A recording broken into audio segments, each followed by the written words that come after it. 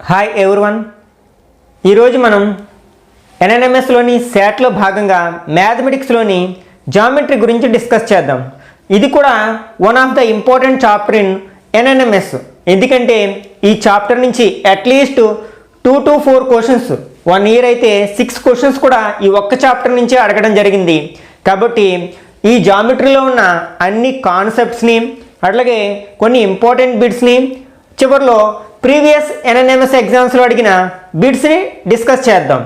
Okay, మనకి geometry అనేది first point దగ్గర స్టార్ట్ అవుతుంది కదా. ఈ పాయింట్ని మనం అన్డిఫైన్ వర్డ్ అని కూడా అంటాం. అంటే దీనికి డెఫినేషన్ అవసరం లేదు. ఓకే, ఈ point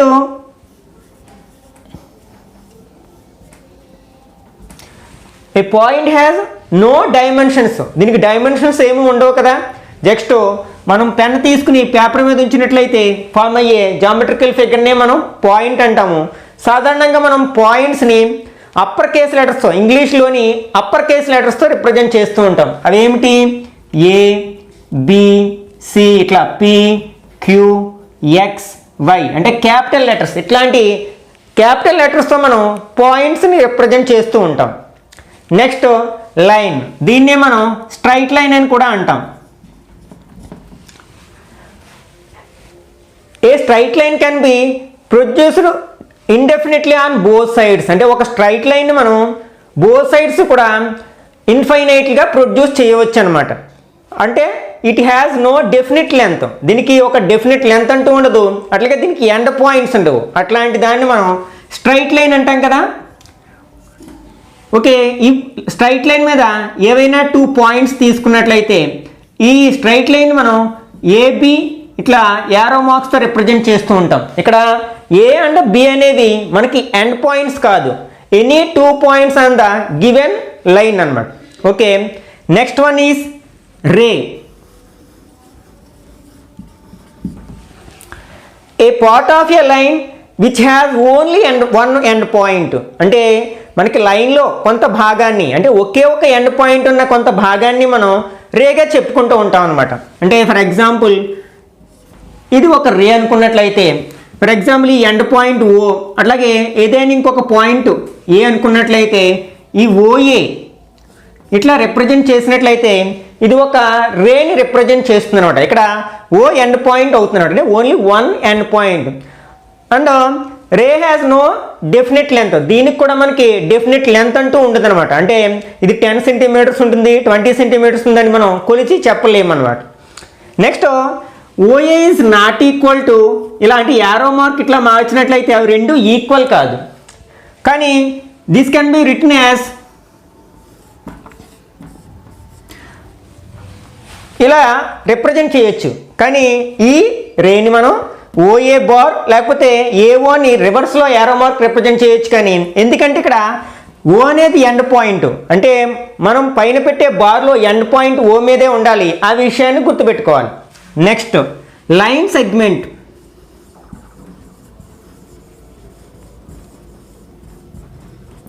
A line segment is a part of line which has 2 end points. అంటే ఇది కూడా మనకి ఒక లైన్లో భాగమే, కానీ ఇట్ హ్యాస్ 2 ఎండ్ పాయింట్స్. అంటే దీనికి బోత్ సైడ్స్ ఎండ్ పాయింట్స్ ఉంటాయి.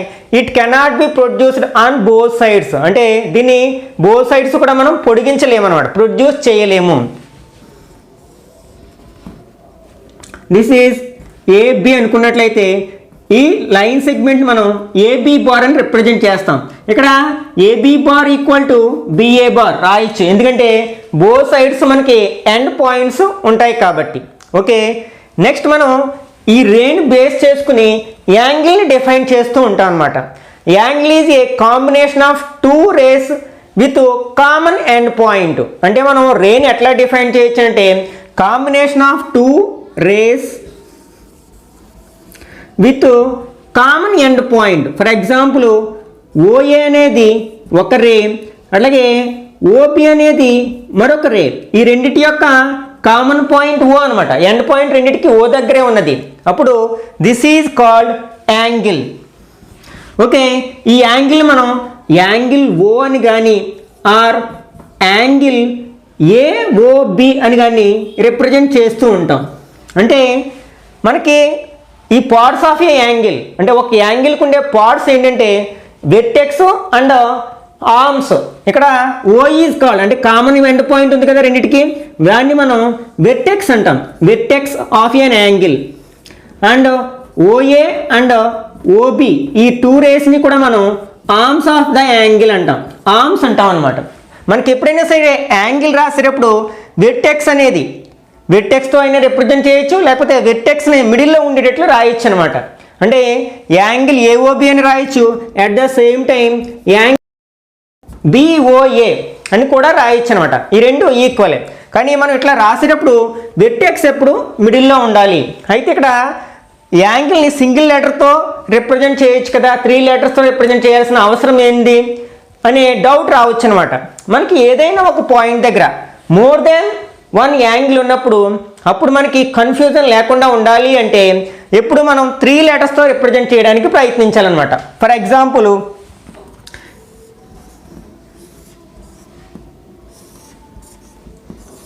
ఇక్కడ మనకి ఓఏ ఓబి ఓసి అనే 3 రేసు కలయిక వలన ఇక్కడ కొన్ని యాంగిల్స్ ఫామ్ అయ్యాయి కదా. ఇక్కడ ఒక యాంగిల్ ఉంది, అట్లాగే ఇక్కడ ఒక యాంగిల్ ఉంది, అట్లాగే మొత్తం యాంగిల్. ఇప్పుడు మనం యాంగిల్ ఓ అని చెప్పినట్లయితే ఇక్కడ ఖచ్చితంగా ఏ యాంగిల్ గురించి మాట్లాడుతున్నామో చెప్పలేని పరిస్థితిలో ఉంటుంది కదా. అది యాంగిల్ ఏఓబియా, లేకపోతే బిఓసినా, లేకపోతే ఏఓసినా. ఇట్లాంటి సందర్భంలో మనం యాంగిల్స్ని రిప్రజెంట్ చేయడానికి 3 లెటర్స్ని ఉపయోగించాల్సి ఉంటుందన్నమాట. ఫర్ ఎగ్జాంపుల్ మనం ఇక్కడ యాంగిల్ గురించి రిప్రజెంట్ చేయాలి అంటే మనం యాంగిల్ ఏఓబి అని రాయొచ్చు. అట్లాగే ఈ యాంగిల్ గురించి మనం రిప్రజెంట్ చేయాలి అంటే యాంగిల్ బిఓసి అని రాయొచ్చు. లేకపోతే ఈ మొత్తం యాంగిల్ గురించి చెప్పాలనుకుంటే యాంగిల్ ఏఓసి. ఇట్లాంటి సందర్భంలో ఈ 3 లెటర్స్తో రాసినట్లయితే మనకి ఏ విధమైన కన్ఫ్యూజన్ ఉండదన్నమాట. Okay, next different types of angles.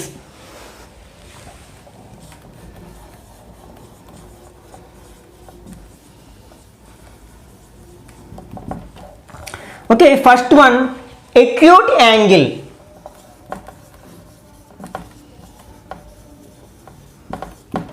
మనకి ఏదైనా ఒక యాంగిల్ విలువ వాల్యూ అనేది లెస్ దెన్ 90 డిగ్రీ ఉన్నట్లయితే, అంటే మనం సాధారణంగా యాంగిల్స్ని రిప్రజెంట్ చేయడానికి తీటా అనే గ్రీక్ లెటర్ని ఉపయోగిస్తూ ఉంటాం.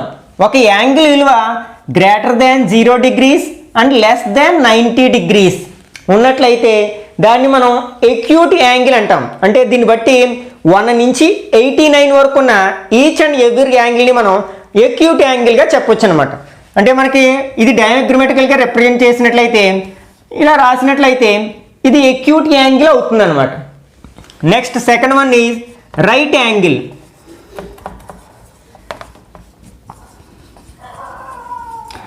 ఓకే, ఏదైనా ఒక యాంగిల్ వాల్యూ ఎగ్జాక్ట్లీ 90 డిగ్రీస్ ఉంటే దాన్ని రైట్ యాంగిల్ అంటాం. అంటే ఇక్కడ మనం యాంగిల్స్ని తీటాతో రిప్రజెంట్ చేస్తుంటాం కదా, అంటే తీటా వాల్యూ ఎగ్జాక్ట్లీ 90 డిగ్రీస్ ఉంటే దాన్ని మనం రైట్ యాంగిల్ అంటాం అనమాట. ఈ రైట్ యాంగిల్ని మనం సాధారణంగా ఇట్లా అంటే కార్నర్ టైప్లో ఇట్లా ఒక స్క్వేర్ బాక్స్ ద్వారా రిప్రజెంట్ చేస్తాం. అంటే ఎక్కడైనా మనకి ఇట్లా స్క్వేర్ బాక్స్ ద్వారా మనం ఒక యాంగిల్ రిప్రజెంట్ చేసినట్లయితే అది మనం రైట్ యాంగిల్గా భావించాలి.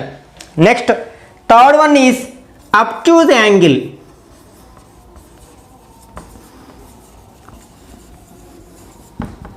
మనకి ఏదైనా ఒక angle value greater than 90 and less than 180 ఉన్నట్లయితే, అంటే తీటా ఈజ్ అంటే 90 degrees less than theta less than 180 degrees. అంటే దీని అర్థం ఏంటి, 90 కంటే ఎక్కువ 180 కంటే తక్కువ. అంటే మనకి 91 నుంచి 179 వరకు ఉన్న ఈచ్ అండ్ ఎవ్రీ యాంగిల్ని మనం అబ్ట్యూజ్ యాంగిల్గా చెప్పవచ్చు అనమాట. Next fourth one is straight angle.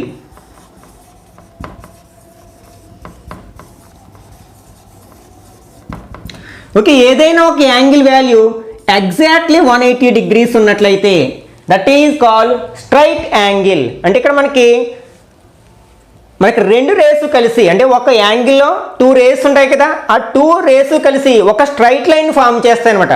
అంటే మనకి క్లాక్లో 6 o'clock అయింది అనుకోండి, ఆ హ్యాండ్స్ని, క్లాక్ యొక్క హ్యాండ్స్ని అంటే మినిట్స్ హ్యాండ్ని అవర్స్ హ్యాండ్ని 2 రేస్గా భావించినట్లయితే ఒకదానికొకటి ఆపోజిట్లో ఒక స్ట్రైట్ లైన్లో ఫామ్ అవుతాయి కదా, అట్లాంటి యాంగిల్ని అప్పుడు ఆ 2 రేస్కి మధ్యలోని యాంగిల్ని మనం స్ట్రైట్ యాంగిల్ అంటాం. అది ఎగ్జాక్ట్లీ 180 డిగ్రీస్ ఉంటుందన్నమాట. అంటే ఇట్లా ఉన్నట్లయితే ఇక్కడ ఉన్న యాంగిల్ని మనం స్ట్రైట్ యాంగిల్ అంటాం. అంటే స్ట్రైట్ యాంగిల్ అంటే 2 రేస్ కలిసి ఒక స్ట్రైట్ లైన్ని ఫామ్ చేయాలి. Next 5th one is reflex angle.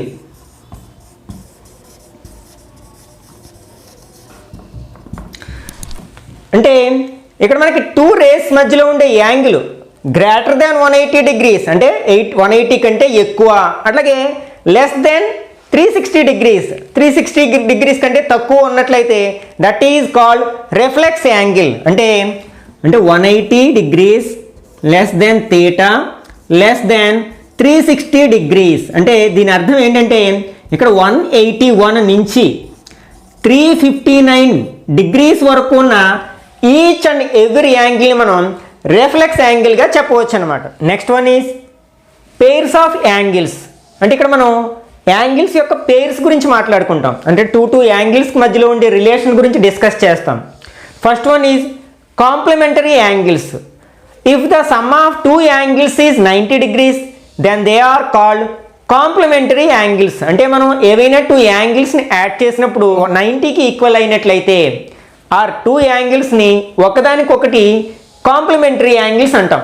For example 40 degrees and 50 degrees ఇది ఒక పెయిర్ కదా. ఈ రెండింటిని మనం యాడ్ చేసినప్పుడు ఎంత వస్తుంది, మనకి 90 డిగ్రీస్ వస్తుంది కదా. కాబట్టి these are called complementary angles. మనకి ఎగ్జాంపుల్ ఎలా అడగచ్చు, what is the complementary angle of 40 అని అడగచ్చు. అంటే ఇక్కడ 40కి మనం ఎంత యాడ్ చేస్తే 90 వస్తుందో చూసుకోవాలి. అంటే కాంప్లిమెంటరీ యాంగిల్స్ అంటే ఏంటి, some of 2 angles is 90 degrees. అందులో ఒక యాంగిల్ 40 అయింది అనుకోండి, సెకండ్ యాంగిల్ ఎంత అవుతుంది, 50 అవుతుంది కదా. 40 + 50 90 అవుతుంది. అట్లా అడగడానికి అవకాశం ఉందన్నమాట. లేకపోతే what is the complementary angle of 30 degrees అంటే మనం 30కి ఎంత యాడ్ చేస్తే 90 వస్తుందంటే మైనస్ చేస్తే సరిపోతుంది. 90లోంచి 30 మైనస్ చేస్తే 60 వస్తుంది కదా. దేర్ఫోర్ కాంప్లిమెంటరీ యాంగిల్ ఆఫ్ 30 60 అవుతుంది, కాంప్లిమెంటరీ యాంగిల్ ఆఫ్ 60 30 అవుతుంది. అవి రెండు ఒకదానికొకటి కాంప్లిమెంటరీ యాంగిల్స్ అవుతాయి అన్నమాట. Next second one is supplementary angles.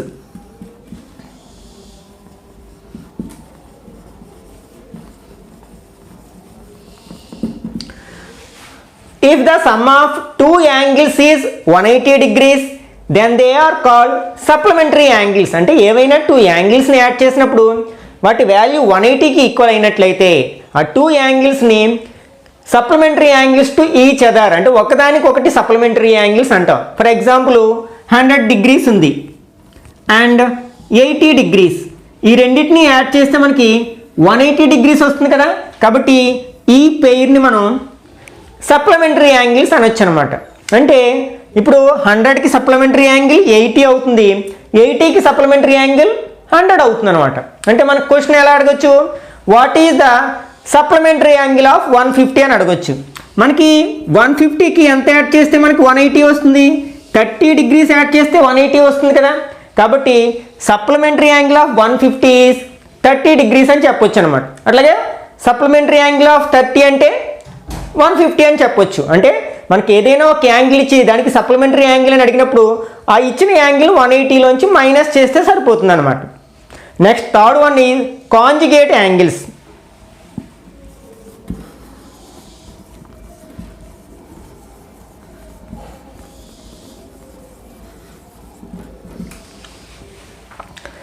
If the sum of 2 angles is 360 degrees then they are called conjugate angles. అంటే ఏవైనా 2 యాంగిల్స్ని యాడ్ చేసినప్పుడు మనకి 360 డిగ్రీస్ వచ్చినట్లయితే they are called conjugate angles to each other అంటే ఒకదానికొకటి conjugate angles అవుతాయి అన్నమాట.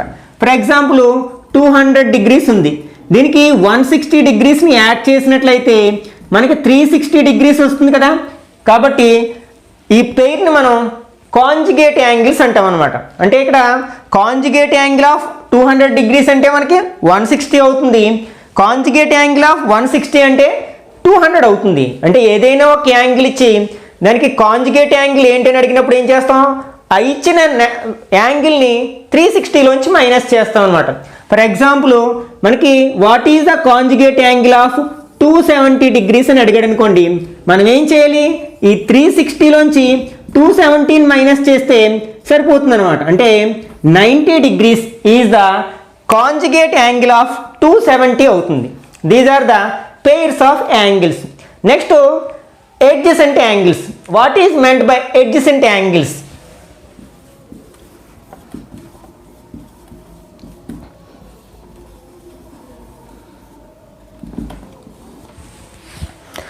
If two angles have common vertex and one common arm, then they are called adjacent angles. అంటే ఏవైనా 2 angles కి కామన్ వెర్టెక్స్ ఉండి ఒక కామన్ ఆర్మ్ ఉన్నట్లయితే ఆ 2 యాంగిల్స్ని మనం ఎడ్జసెంట్ యాంగిల్స్ అంటాం అనమాట. అంటే ఫర్ ఎగ్జాంపుల్ ఇట్లా మనకి ఇక్కడ ఒక యాంగిల్, ఇక్కడ ఒక యాంగిల్, 2 యాంగిల్స్ ఉన్నాయి. ఈ రెండిటి యొక్క వెర్టెక్స్ ఇక్కడే ఉంది కదా. ఫర్ ఎగ్జాంపుల్ ఓ అనుకుందాం. ఓ అనేది ఈ ఫస్ట్ యాంగిల్ కంటే, ఫర్ ఎగ్జాంపుల్ ఇది ఓఏ, ఓబి, ఓసి అనుకున్నట్లయితే ఇక్కడ మనకి angle OA, angle AOB and angle BOC, ఈ 2 యాంగిల్స్ని అబ్జర్వ్ చేసినట్లయితే ఈ రెండిటికి వెర్టెక్స్ ఒక చోటే ఉంది కదా, ఓ దగ్గర ఉంది. అట్లాగే రెండిటికి ఒక కామన్ ఆర్మ్ ఉంది. కామన్ ఆర్మ్ ఏంటి, ఓబి అనేది కామన్ ఆర్మ్ కదా రెండిటికి. ఇట్లాంటి యాంగిల్స్ని మనం ఎడ్జసెంట్ యాంగిల్స్ అంటాం అన్నమాట. Okay, next linear pair.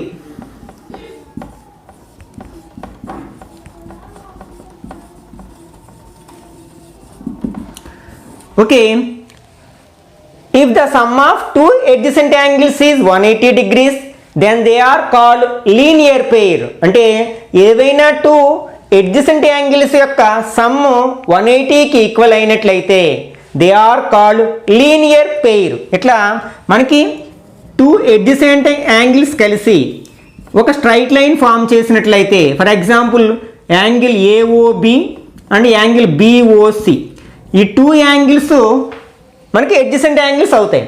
ఇంతకు ముందే చెప్పుకున్నాం కదా, కామన్ వెర్టెక్స్ ఉంది, అట్లాగే ఓబి అనే ఒక కామన్ ఆర్మ్ ఉంది.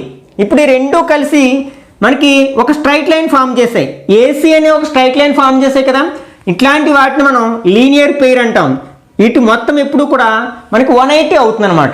అంటే 2 ఎడ్జసెంట్ యాంగిల్స్ యొక్క సమ్ మొత్తము 180 degrees అయినట్లయితే then they are called linear pair అని చెప్పవచ్చు అనమాట. Next vertically opposite angles.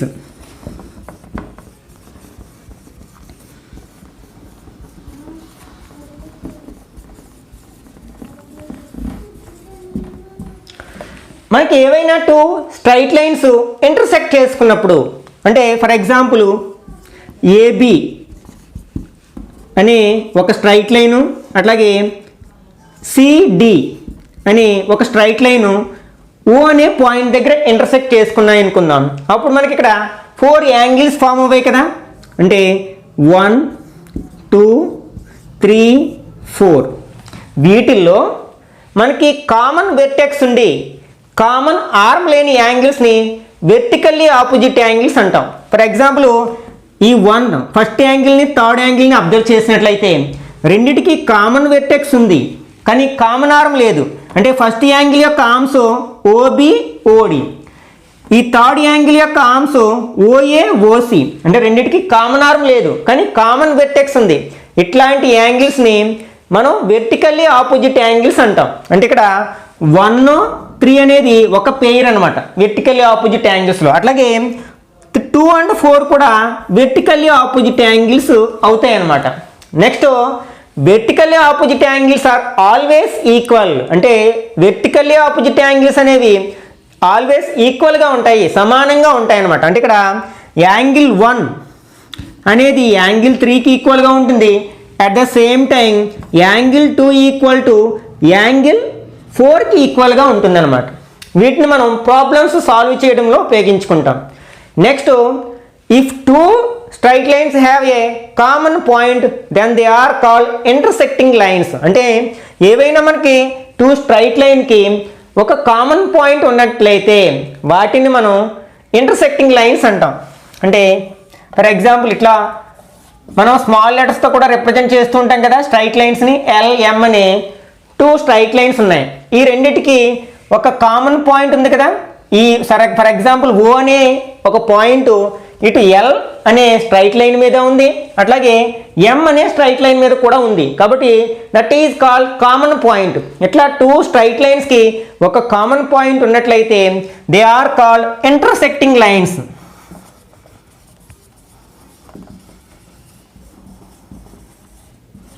Okay, if two lines have no common point then they are called non intersecting lines. వాటిని మనం ప్యారలల్ లైన్స్ అని కూడా అంటాం అనమాట.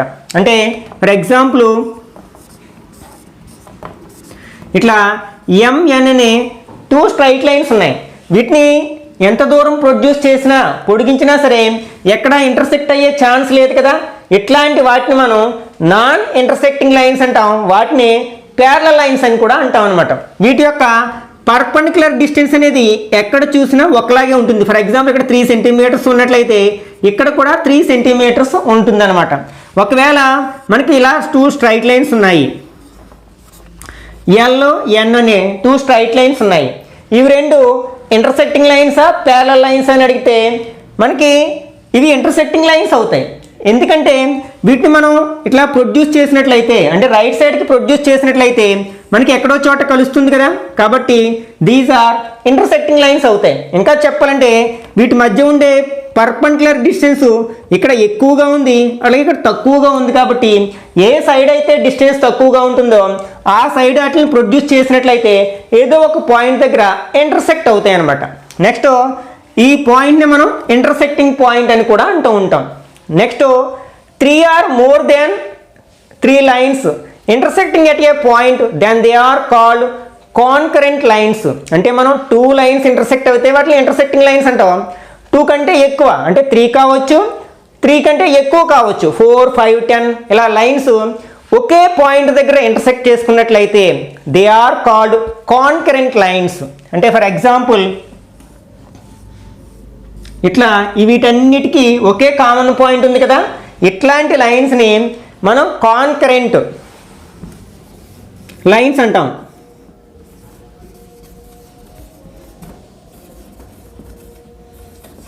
ఓకే, ఈ పాయింట్ని పాయింట్ ఆఫ్ కాన్కరెన్స్ అని కూడా అంటాం, లేకపోతే కాన్కరెన్స్ పాయింట్ అని కూడా అంటూ ఉంటాం అనమాట.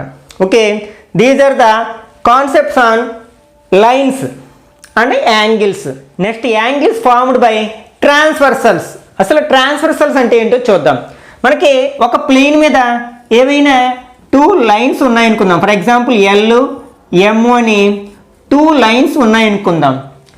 ఈ రెండింటిని ఇంటర్సెక్ట్ చేస్తూ ఏదైనా ఒక లైన్ ఉన్నట్లయితే ఫర్ ఎగ్జాంపుల్ N అనే ఒక లైన్ ఈ రెండింటిని అంటే LM అనే లైన్ని అట్లాగే M అనే లైన్ని రెండింటిని ఇంటర్సెక్ట్ చేసినట్లయితే here N is called transversal.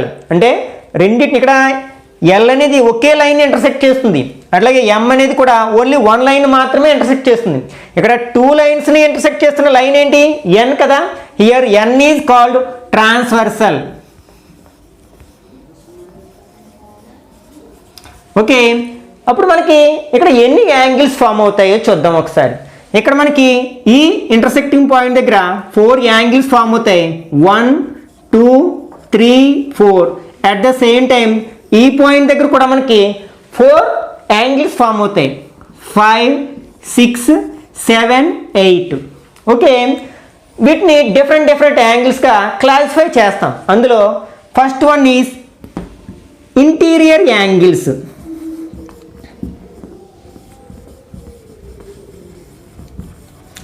మనకి వీటిలో వేటిని ఇంటీరియర్ యాంగిల్స్ అంటామంటే ఈ 3, 4, 5, 6 అంటే లోపల వైపున ఉన్నాయి కదా, ఇంటీరియర్గా ఉన్నాయి కాబట్టి they are called interior angles. అంటే angle 3, angle 4, angle 5 and angle 6 are called interior angles.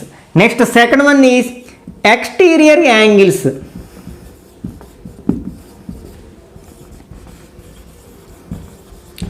అంటే అవుట్ సైడ్ ఉన్నాం అనమాట. ఏమున్నాయి అవి? 1, 2, 7, 8. These are called exterior angles. Next corresponding angles.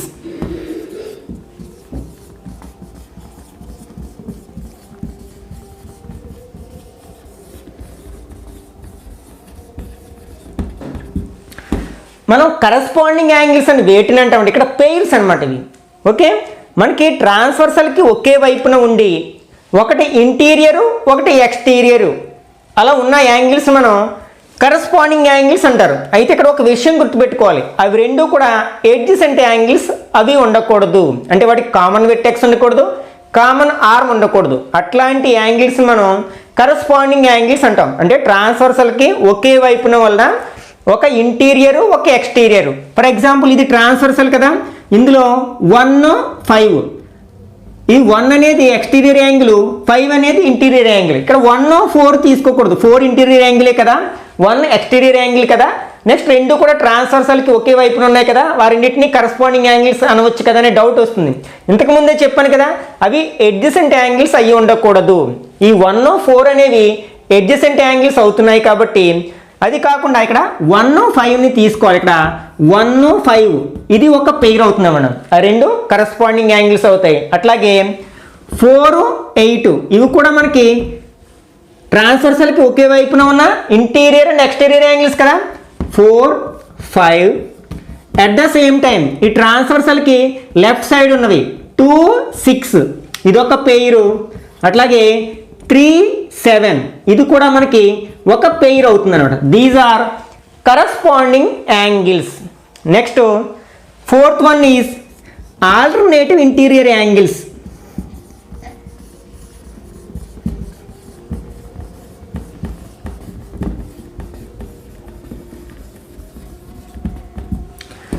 మనం ఆల్టర్నేటివ్ ఇంటీరియర్ యాంగిల్స్ ఇవి కూడా పెయిర్స్గా చెప్పుకుంటాం. ఇక్కడ కూడా మనం ఎడ్జసెంట్ యాంగిల్స్ని తీసుకోకూడదు. ఈ ఆల్టర్నేటివ్ ఇంటీరియర్ యాంగిల్స్ మాత్రమే తీసుకుంటాం. వేటిని ఆల్టర్నేటివ్ ఇంటీరియర్ యాంగిల్స్ అంటామంటే ట్రాన్స్వర్సల్కి చెరొక వైపున ఉన్న ఇంటీరియర్ యాంగిల్స్ మనం ఆల్టర్నేటివ్ ఇంటీరియర్ యాంగిల్స్ అంటాం. అవి రెండు ఎడ్జసెంట్ యాంగిల్స్ అయి ఉండకూడదు.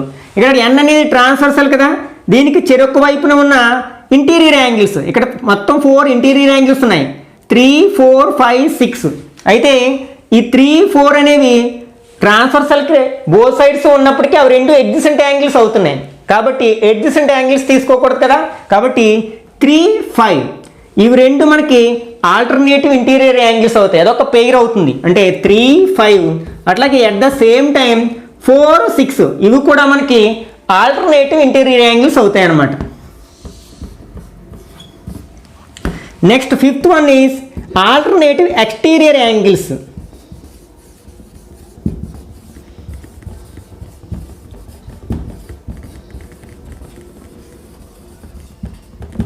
ఓకే, ఇదే కాన్సెప్ట్ ఇక్కడ ఎక్స్టీరియర్ యాంగిల్స్ని తీసుకుంటాం. అంటే ట్రాన్స్వర్సల్కి చెరొక వైపున ఉన్న ఎక్స్టీరియర్ యాంగిల్స్ అనమాట. ఇక్కడ కూడా మనం ఎడ్జసెంట్ యాంగిల్స్ని తీసుకోకూడదు. అంటే ఇక్కడ 1, 7 అవుతుంది, అట్ ద సేమ్ టైం 2, 8. 1, 7 అనేది ఒక పెయిర్ అయితే 2, 8 అనేది మరొక పెయిర్ అవుతుంది అనమాట. These are alternative exterior angles. Next one is co interior angles.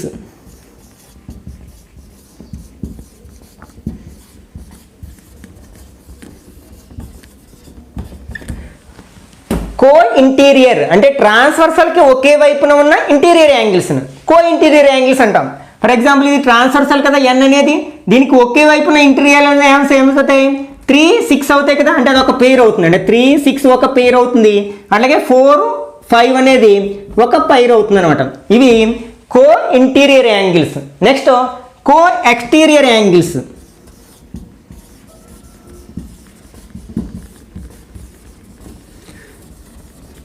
ఇవి ట్రాన్స్వర్సల్కి ఒకే వైపున ఉన్న ఎక్స్టీరియర్ యాంగిల్స్. అంటే 1, 8 and 2, 7. 1, 8 and 2, 7 these are co exterior angles. ఇప్పుడు మనకి ఇంకొక ఇంపార్టెంట్ కాన్సెప్ట్ చెప్పుకుంటున్నాం. ఏంటంటే అది ఒకవేళ L, M అనేవి ప్యారలల్ లైన్స్ అయినప్పుడు వీటి మధ్య రిలేషన్ ఏంటి చూద్దాం ఒకసారి. ఓకే, ఇప్పుడు మనకి టూ ప్యారలల్ లైన్స్ని ఒక ట్రాన్స్వర్సల్ ఇంటర్సెక్ట్ చేసినప్పుడు ఇప్పుడు మనం చెప్పుకున్న యాంగిల్స్ మధ్యలో రిలేషన్ ఎలా ఉంటుందో చూద్దాం. ఓకే, ఫస్ట్ వన్ మనకి కరస్పాండింగ్ యాంగిల్స్ ఎలా ఉంటాయి అంటే ఈక్వల్గా ఉంటాయి. Corresponding angles are equal.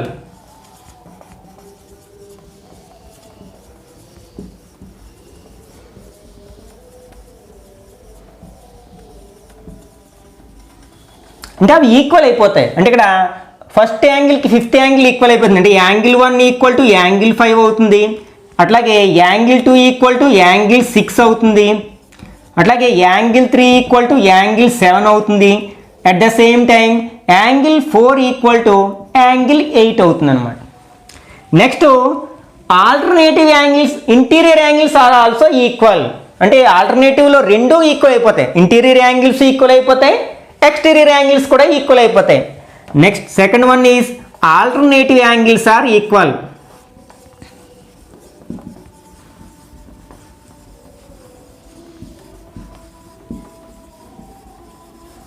అంటే ఇక్కడ మనకి ఆల్టర్నేటివ్ ఇంటీరియర్ యాంగిల్స్ ఆ పెయిర్ రెండు ఈక్వల్గా ఉంటాయి. అట్లాగే ఆల్టర్నేటివ్ ఎక్స్టీరియర్ యాంగిల్స్ పెయిర్స్ కూడా ఈక్వల్గా ఉంటాయి. ఇక్కడ ఆల్టర్నేటివ్ ఇంటీరియర్ యాంగిల్స్ ఏంటి 3, 5 కదా, 3, 5 ఆ రెండు యాంగిల్స్ ఈక్వల్గా ఉంటాయి. అట్లాగే 4, 6 యాంగిల్ 4 ఈక్వల్ టు యాంగిల్ 6 అవుతుంది. ఇవి alternative interior angles. At the same time alternative exterior angles కూడా ఈక్వల్గా ఉంటాయి. అంటే angle 1 angle 7 and angle 2 angle 8. అంటే కరస్పాండింగ్ యాంగిల్స్ ఈక్వల్గా ఉంటాయి, ఆల్టర్నేటివ్ యాంగిల్స్ కూడా ఈక్వల్గా ఉంటాయి. ఎప్పుడు టూ ప్యారలల్ లైన్స్ని ఒక ట్రాన్స్వర్సల్ ఇంటర్సెక్ట్ చేసినప్పుడు. Next co interior angles are supplementary angles అవుతాయి అన్నమాట.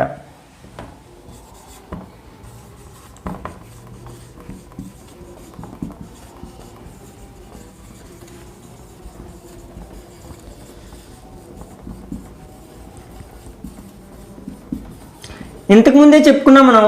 సప్లిమెంటరీ యాంగిల్స్ అంటే ఏంటి? If the sum of two angles is 180 degrees, అప్పుడు మనం సప్లిమెంటరీ యాంగిల్స్ అంటాం. అంటే ఇక్కడ ఈ 3, 6ని యాడ్ చేస్తే 180 వస్తుంది అనమాట. అంటే angle 3 plus angle 6 equal to 180 degrees. At the same time angle 4 plus angle 5 equal to 180 degrees అవుతుంది. అట్లాగే co exterior angles are also supplementary angles అవుతాయి.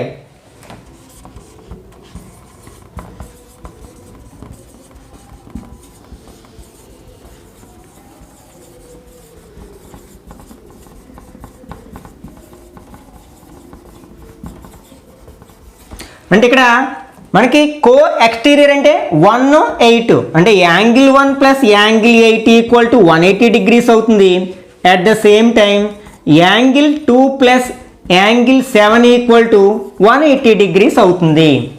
ఇప్పుడు మనం ఈ 8 యాంగిల్స్లోని ఏ ఒక్క యాంగిల్ తెలిసినా రిమైనింగ్ 7 యాంగిల్స్ కూడా ఈ కాన్సెప్ట్స్ని బేస్ చేసుకుని చాలా ఈజీగా చెప్పొచ్చాయి అనమాట. ఫర్ ఎగ్జాంపుల్ ఈ యాంగిల్ 1 వాల్యూ మనకి 50 degrees లేకపోతే ఒక 30 degrees అయిందనుకోండి. అప్పుడు రిమైనింగ్ అన్ని యాంగిల్స్ని కూడా ఈ కాన్సెప్ట్స్ని బేస్ చేసుకుని మనం చెప్పేయచ్చు. ఎప్పుడు అది ఎల్ ఈజ్ ప్యారలల్ టు ఎం అయినప్పుడు. మనం ప్యారలల్ లైన్స్ని రిప్రజెంట్ చేయడానికి ఇలా వాడుతూ ఉంటాం కదా, ఎల్ ఈజ్ ప్యారలల్ టు ఎం అంటాం. అట్లాగే ఒకవేళ 2 లైన్స్ మధ్యలో యాంగిల్ 90 degrees అయితే వాటిని పర్పెండిక్యులర్ లైన్స్ అంటాం కదా. ఫర్ ఎగ్జాంపుల్ ఒక ఎల్లో ఎం అనే 2 లైన్స్ మధ్యలో యాంగిల్ 90 degrees ఉంటే ఆ 2 లైన్స్ ఆర్ పర్పెండిక్యులర్ లైన్స్. దాన్ని ఎలా రిప్రజెంట్ చేస్తాం? ఎల్ ఈజ్ పర్పెండిక్యులర్, ఇట్లా టీని రివర్స్ చేసినట్లయితే దీన్ని పర్పెండిక్యులర్ అని చదువుతాం, 2m అవుతుంది అనమాట. ఓకే, ఇప్పుడు ఎల్ ఈజ్ ప్యారలల్ టు ఎం అయినప్పుడు ఈ యాంగిల్ 1 కానీ ఈ 8 యాంగిల్స్లో ఏ ఒక్క యాంగిల్ తెలిసినా రిమైనింగ్ అన్ని యాంగిల్స్ మనం చాలా ఈజీగా చెప్పగలుగుతాం అనమాట. ఫర్ ఎగ్జాంపుల్ ఈ 1 అండ్ 3 వెర్టికల్లీ ఆపోజిట్ యాంగిల్స్. ఇంతకుముందు చెప్పుకున్నాం కదా, vertically opposite angles are equal అని ఆ కాన్సెప్ట్ను ఉపయోగించుకోవచ్చు. లేకపోతే angle 1 is equal to angle 5, ఇది కూడా 30 అవుతుంది. ఎందుకంటే అవి రెండు మనకి కరస్పాండింగ్ యాంగిల్స్ అవుతాయి. అట్లాగే ఇది 30 అయిందంటే యాంగిల్ 3 కూడా మనకి 30 అవుతుంది. ఎందుకంటే అవి రెండు ఆల్టర్నేటివ్ ఇంటీరియర్ యాంగిల్స్. ఈక్వల్ అని ఇప్పుడే చెప్పుకున్నాం కదా, alternative angles are equal. Next angle 3 30 అయిందంటే యాంగిల్ 7 కూడా 30 డిగ్రీస్ అవుతుంది. ఎందుకంటే ఈ యాంగిల్ 3 అండ్ యాంగిల్ 7 ఆర్ మనకి కరస్పాండింగ్ యాంగిల్స్ అవుతాయి. అట్లాగే నెక్స్ట్ మనకి ఈ రెండు అంటే 3 అండ్ 6 ఆ రెండు యాంగిల్స్ కూడా మనకి ఏమవుతాయి, కో ఇంటీరియర్ యాంగిల్స్ అవుతాయి. అంటే అవి రెండు సప్లిమెంటరీ యాంగిల్స్ అవుతాయి. కాబట్టి వీటి యొక్క సమ్ 180 డిగ్రీస్ వస్తుంది. అందులో ఒకటి 30 అయిందంటే సెకండ్ వన్ ఎంత అవుతుంది, 150 డిగ్రీస్ అవుతుంది. నెక్స్ట్ యాంగిల్ 6 తెలిసినట్లయితే యాంగిల్ 4 చెప్పొచ్చు కదా, అవి రెండు ఆల్టర్నేటివ్ ఇంటీరియర్ యాంగిల్స్. కాబట్టి అది కూడా మనకి 150 డిగ్రీస్ అవుతుంది. అట్లాగే ఈ యాంగిల్ 4 యాంగిల్ 2 అనేవి మనకి వెర్టికల్లీ ఆపోజిట్ యాంగిల్స్, అవి రెండు ఈక్వల్గా ఉంటాయి. ఇట్లా మనం ఇంతవరకు చెప్పుకున్న అన్ని కాన్సెప్ట్స్ని vertically opposite angles, corresponding angles, alternative interior angles, alternative exterior angles, co interior angles, co exterior angles, ఈ కాన్సెప్ట్లు ఏవో ఒకటి ఉపయోగించి మనం మిగిలిన అన్ని యాంగిల్స్ని చాలా ఈజీగా చెప్పగలుగుతాం అన్నమాట. Next concept is triangle. What is meant by a triangle?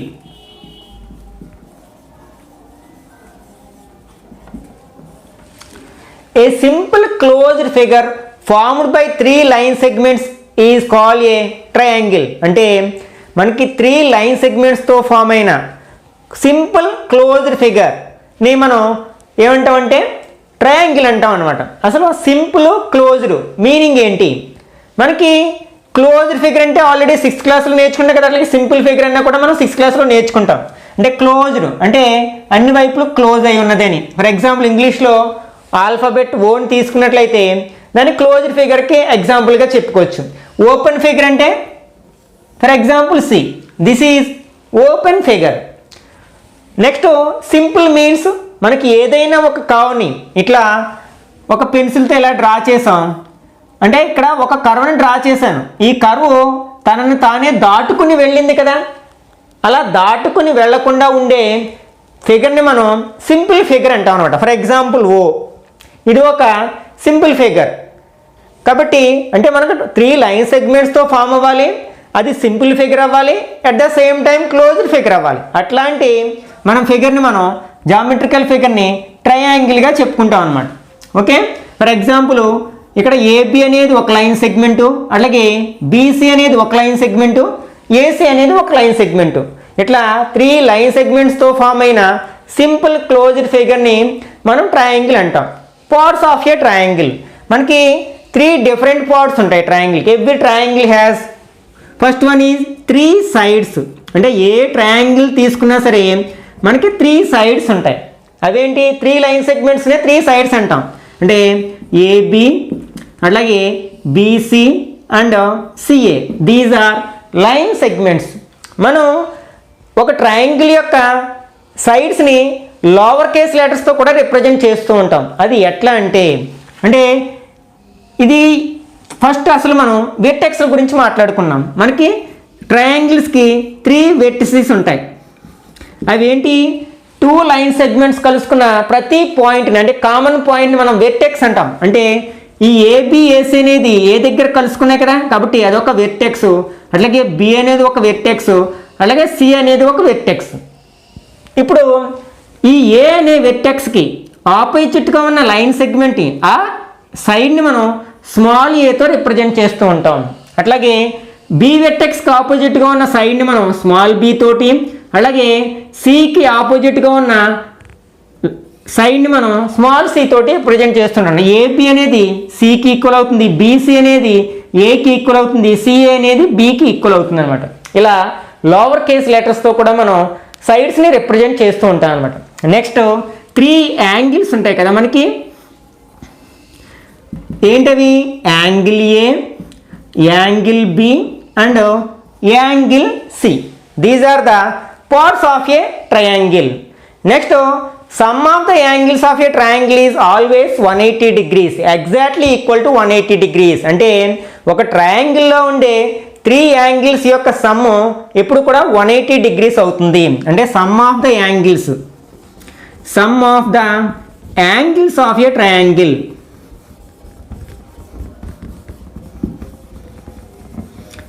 Equal to 180 degrees, or దీన్ని ఎట్లా రాయొచ్చు అంటే 2 right angles. ఇది కూడా తెలుసుకోవాల్సిన అవసరం, ఎందుకంటే మనకి కాంపిటేటివ్ ఎగ్జామ్స్లో మనకు కన్ఫ్యూజ్ చేయడానికి ఇట్లా అడగొచ్చు అనమాట. The sum of the 3 angles of a triangle is, options ఇలా ఇచ్చాడు. Option A 180 degrees, option B 2 right angles, next option C A and B, D none of the above. ఇట్లా ఇచ్చినప్పుడు మనం ఫస్ట్ ఆప్షన్ చూస్తాం, క్వశ్చన్ చదివాం, first option చూసాం, 180 degrees అని ఉంది. మనకి ఆల్రెడీ తెలుసు కదా sum of the angles of a triangle is 180 degrees అని. వెంటనే మనం నెక్స్ట్ ఆప్షన్స్ చూడకుండా మనం ఆన్సర్ చేసేసేయడానికి ప్రయత్నిస్తాం, కానీ అట్లా చేయడం, ముఖ్యంగా కాంపిటేటివ్ ఎగ్జామ్స్లో ఇలా చేయడం తప్పు అనమాట. ఎప్పుడైనా సరే క్వశ్చన్ని పర్ఫెక్ట్గా చదవాలి పూర్తిగా, తర్వాత ఇచ్చిన 4 ఆప్షన్స్ని చదవాలి, అప్పుడు మాత్రమే ఆన్సర్ చేయడానికి ప్రయత్నించాలి. ఎందుకంటే ఇక్కడ సమ్ ఆఫ్ ద యాంగిల్స్ 180కి ఈక్వల్ అవుతుంది, at the same time 2 right angles equal ఉంటుంది. ఒక్కొక్క right angle 90 degrees, 2 right angles అంటే 90 + 90 180 అవుతుంది కదా, అంటే ఇది కూడా కరెక్ట్ ఆప్షన్ అవుతుంది కదా. కాబట్టి అప్పుడు మనం పెట్టాల్సిన ఆప్షన్ ఏంటి, సి అవుతుంది అనమాట.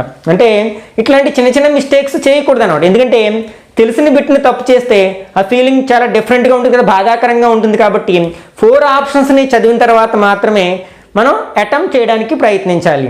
Okay, some of the angles of a triangle is 180 degrees. ఈ కాన్సెప్ట్ని బేస్ చేసుకుని మనకి వేరియబుల్స్లో క్వశ్చన్స్ అడగడానికి ఎక్కువగా అవకాశం ఉందన్నమాట. నెక్స్ట్ వన్ ఈజ్ మనకి ఏదైనా ఒక ట్రయాంగిల్లో sum of the exterior angles is 360 degrees. అసలు ఎక్స్టీరియర్ యాంగిల్స్ అంటే ఏంటి? ఫర్ ఎగ్జాంపుల్ మనకి ఏబీని మనం ప్రొడ్యూస్ చేసామనుకోండి, అప్పుడు ఇక్కడ ఒక యాంగిల్ ఫామ్ అవుతుంది కదా, this is an exterior angle. అట్లా మనం 3 సైడ్స్ని ప్రొడ్యూస్ చేసినప్పుడు 3 ఎక్స్టీరియర్ యాంగిల్స్ ఫామ్ అవుతాయి. వాటి యొక్క సమ్ ఇప్పుడు కూడా 360 degrees ఉంటుందన్నమాట. అంటే మనం ఏదో ఒక డైరెక్షన్లో ప్రొడ్యూస్ చేయాలి, అయితే క్లాక్ వైజ్లో అయినా ప్రొడ్యూస్ చేయాలి, లేకపోతే అన్నిటినీ యాంటీ క్లాక్ వైజ్లో అయినా ప్రొడ్యూస్ చేయాలి. అంతేగాని కొన్ని క్లాక్ వైజ్లోని మరికొన్ని యాంటీ క్లాక్ వైజ్లోని ప్రొడ్యూస్ చేయకూడదు అనమాట. మనం ఇది యాంటీ క్లాక్ వైజ్లో ప్రొడ్యూస్ చేసాం, దీన్ని కూడా మనం యాంటీ క్లాక్ వైజ్లో, అట్లాగే దీన్ని కూడా మనం యాంటీ క్లాక్ వైజ్లో ప్రొడ్యూస్ చేసినప్పుడు 3 ఎక్స్టీరియర్ యాంగిల్స్ ఫామ్ అవ్వాయి. వాటి యొక్క సమ్ అనేది మనకి 360 degrees అవుతుందన్నమాట. నెక్స్ట్ ఇంపార్టెంట్ కాన్సెప్ట్ ఇది, వీటి మీద మనకి బేస్ అయ్యి ప్రీవియస్ ఎన్ఎంఎక్స్ ఎగ్జామ్లో క్వశ్చన్స్ అడగడం జరిగిందనమాట. అంటే which of the following is true అని. అంటే మనకి ఆ కాన్సెప్ట్ ఏంటంటే మనకి some of any 2 sides of a triangle is always greater than the third one. అంటే ఇక్కడ ఫర్ ఎగ్జాంపుల్ మనం లోవర్ కేస్ లెటర్స్ తోటి రిప్రజెంట్ చేస్తున్నాం అనుకుందాం ఒక ట్రయాంగిల్ యొక్క సైడ్స్ని. అందులో మనకి ఏ 2 sides యొక్క మెజర్మెంట్స్ని యాడ్ చేసినా సరే అది always greater than the third side. For example ఏని బీని యాడ్ చేసాం, వీటి యొక్క మొత్తము మనకి థర్డ్ సైడ్ ఏంటి, సి కదా, సి కంటే ఎప్పుడు ఎక్కువగానే ఉంటుంది. ఒకవేళ మనం బీని సిని యాడ్ చేసాం, ఇది థర్డ్ సైడ్ ఏంటి, ఏ కంటే ఆల్వేస్ గ్రేటర్ దెన్. అట్లాగే ఫర్ ఎగ్జాంపుల్ ఏని సిని యాడ్ చేసాం, అప్పుడు ఇది బీకి ఎక్కువగా ఉంటుంది అనమాట. అంటే sum of any 2 sides of a triangle is always greater than the third side.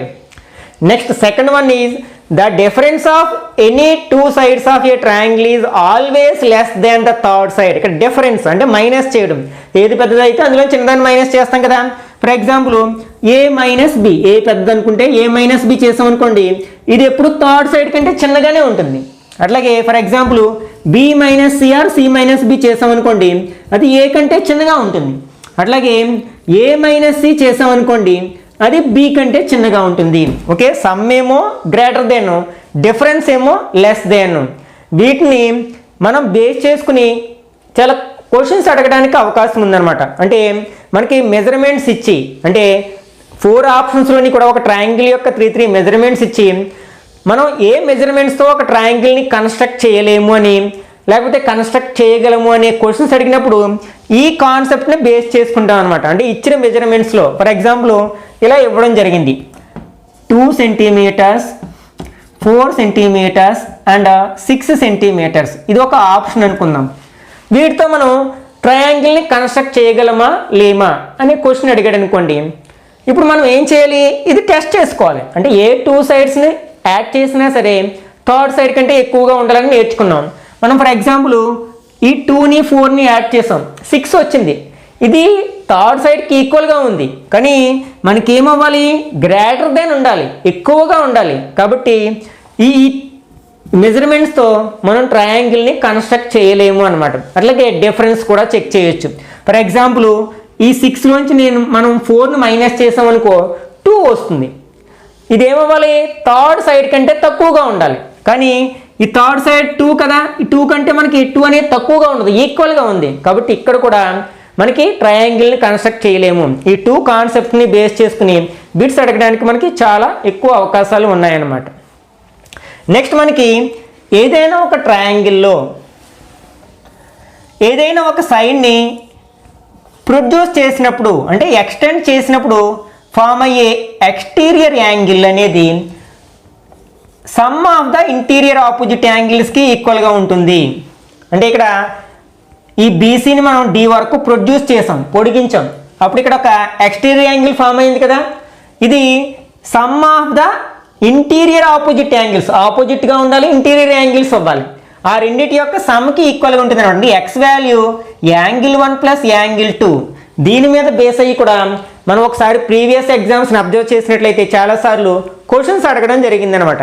ఈ పాయింట్స్ మనం బాగా గుర్తుపెట్టుకోవాల్సి ఉంది. అంటే exterior angle is equal to the sum of interior opposite angles.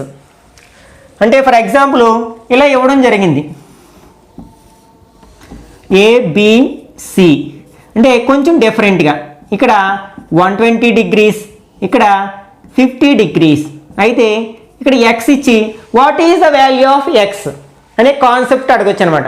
మనకేం తెలుసు, ఈ రెండింటి యొక్క సమ్ము 120కి ఈక్వల్ అని తెలుసు కదా. అంటే ఎక్స్ ప్లస్ 50 ఈక్వల్ టు 120 అవుతుంది. దీని నుంచి ఎక్స్ ఈక్వల్ టు ఏమవుతుంది, 120 మైనస్ 50 అంటే 70 డిగ్రీస్ అవుతుంది అనమాట. ఒకవేళ ఇక్కడ వాల్యూ ఇచ్చి ఇక్కడ ఎక్స్ అడిగితే ఈ రెండింటిని యాడ్ చేస్తాం. ఇట్లా మనకి కాన్సెప్ట్స్ తెలిసినట్లయితే ఎట్లాంటి బిట్ని అయినా సరే చాలా ఈజీగా ఆన్సర్ చేయగలుగుతాం. Next different types of triangles.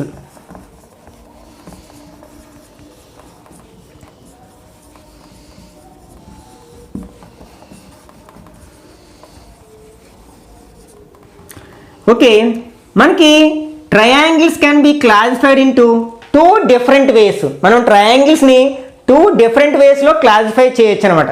అవేంటంటే first one is according to sides, according to sides.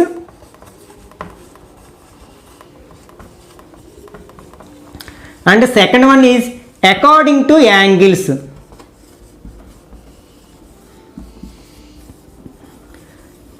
Okay, మనకి ఒక ట్రయాంగిల్లో 3 సైడ్స్ ఉంటాయి, 3 యాంగిల్స్ ఉంటాయని తెలుసు కదా.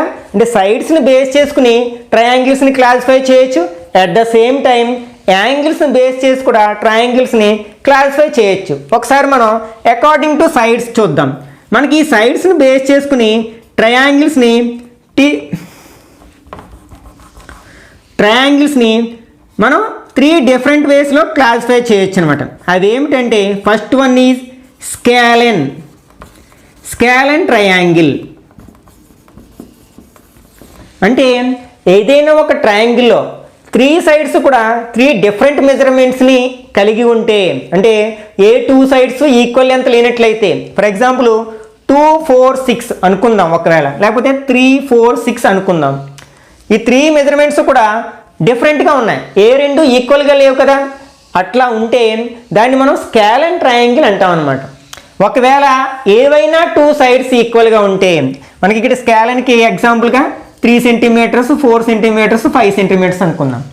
Next isosceles triangle.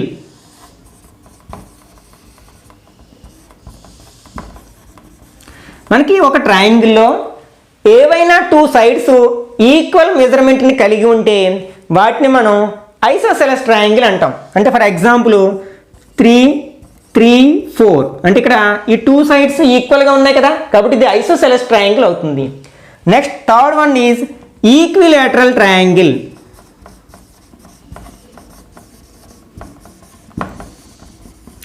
అంటే ఆల్ సైడ్స్ ఈక్వల్గా ఉంటాయి, 3 సైడ్స్ కూడా ఈక్వల్ మెజర్మెంట్ని కలిగి ఉంటే దాన్ని మనం ఈక్విలేటరల్ ట్రయాంగిల్ అంటాం. అంటే for example 5 centimetres 5 centimetres 5 centimetres 3 sides కూడా ఈక్వల్గా ఉన్నాయి కదా, this is a equilateral triangle. Next according to angles, మనం యాంగిల్స్ని బేస్ చేసుకుని కూడా ట్రయాంగిల్స్ని 3 డిఫరెంట్ వేస్లో క్లాసిఫై చేయొచ్చు అనమాట. మనకి ఏదైనా ఒక ట్రయాంగిల్లో 3 యాంగిల్స్ కూడా ఎక్యూట్ యాంగిల్స్ అయితే, అంటే 90 డిగ్రీస్ కంటే తక్కువగా ఉంటే దాన్ని మనం ఎక్యూట్ ట్రయాంగిల్ అంటాం.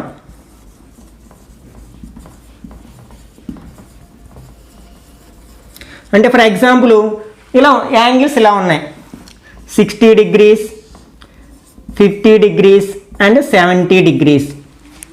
ఓకే, 60 + 50 110 + 70 180. ఒక సమ్ ఆఫ్ ద యాంగిల్స్ 180 సరిపోయింది. కానీ each and every angle 90 degrees కంటే తక్కువగానే ఉంది కదా, కాబట్టి ఇది ఒక ఎక్యూట్ ట్రయాంగిల్ అవుతుంది అనమాట. Next second one is అబ్ట్యూజ్ triangle. మనకి ఏదైనా ఒక ట్రయాంగిల్లో ఒక యాంగిల్ 90 కంటే ఎక్కువగా ఉంటే, అంటే అబ్ట్యూజ్ యాంగిల్ అయితే దాన్ని మనం అబ్ట్యూజ్ ట్రయాంగిల్ అంటాం.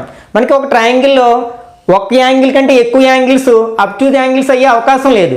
ఎందుకంటే ఫర్ ఎగ్జాంపుల్ 2 అబ్ట్యూజ్ యాంగిల్స్ అవ్వాయి అనుకోండి, ఆ రెండింటి యొక్క సమ్ కూడా 180 కంటే ఎక్కువగా అయిపోతుంది. కానీ some of the angles always 180 కదా, కాబట్టి ఒకటి కంటే ఎక్కువ అబ్ట్యూజ్ యాంగిల్స్ అయ్యే అవకాశం లేదు. కాబట్టి ఏదైనా ఒక ట్రయాంగిల్లో ఒక యాంగిల్ అబ్ట్యూజ్ యాంగిల్ అయితే, for example 100 degrees 30 degrees and 50 degrees, ఈ 3 యాంగిల్స్లోని ఒక యాంగిల్ 90 డిగ్రీస్ కంటే ఎక్కువగా ఉంది కాబట్టి ఈ ట్రయాంగిల్ మనం అబ్ట్యూజ్ ట్రయాంగిల్ అని చెప్పొచ్చు అనమాట.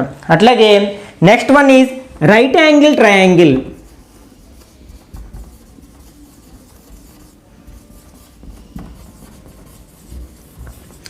అంటే ఏదైనా ఒక ట్రయాంగిల్లో ఒక యాంగిల్ యొక్క వాల్యూ ఎగ్జాక్ట్లీ 90 డిగ్రీస్ ఉంటే that is called right angle triangle. For example 90 degrees 40 degrees 50 degrees, ఇందులో ఒక యాంగిల్ రైట్ యాంగిల్ అయింది కదా, కాబట్టి దీన్ని మనం రైట్ యాంగిల్ ట్రయాంగిల్ అని చెప్పొచ్చు అనమాట. Next one is congruency of triangles.